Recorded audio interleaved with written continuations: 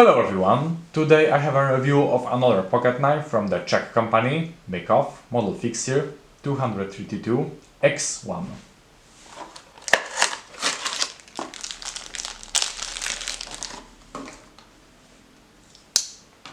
Total length is 18.7 centimeters, blade length is 8 centimeters, blade thickness is 2.5 millimeters. The steel of the blade is 440A. It's a simple stainless steel, a little bit better than 420. Tempered between 54-57 HRC, full flat grind. On the blade inscription Mikov 1794. On the other Czech Republic. High gloss finish. The handle scales are made of plastic, imitating antler, but it looks very nice. Stainless steel ferrules. The whole thing is rifted.